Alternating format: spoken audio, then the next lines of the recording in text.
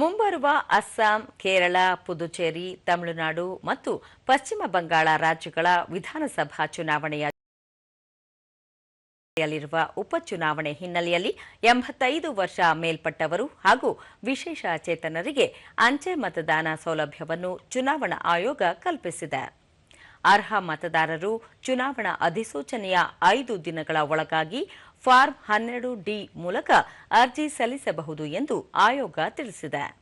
ಈ ಪ್ರಕ್ರಿಯೆಗೆ booth level ಅಧಿಕಾರಿ ಸಹಾಯ ನೀಡಲಿದ್ದು, ಚುನಾವಣೆಗೆ ನಿಯೋಜನೆಗೊಂಡ ತಂಡಗಳು ಮತದಾರರ ಮನೆಗಳಿಗೆ ತೆರಳಿ ಅಂಚೆ ಮತಪತ್ರವನ್ನು ಸಂಗ್ರಹಿಸಲು ಕ್ರಮ ಕೈಗೊಳ್ಳುವ ಮೂಲಕ ಸರಳ ಮತ್ತು ಗೌಪ್ಯತೆ ಖಚಿತಪಡಿಸಲಾಗುತ್ತದೆ.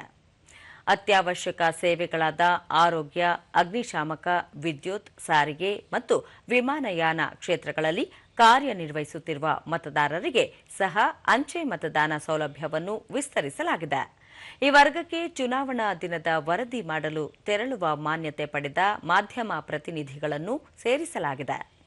ಚುನಾವಣಾ ಕರ್ತವ್ಯದಲ್ಲಿರುವ ಮತದಾರರು ವಿಶೇಷ ಸೌಲಭ್ಯ ಕೇಂದ್ರಗಳಲ್ಲಿ ಗೌಪ್ಯತಾ ನಿಯಮಗಳನ್ನು ಕಟ್ಟುನಿಟ್ಟಾಗಿ ಪಾಲಿಸಿ ಮತದಾನ ಮಾಡಬಹುದು.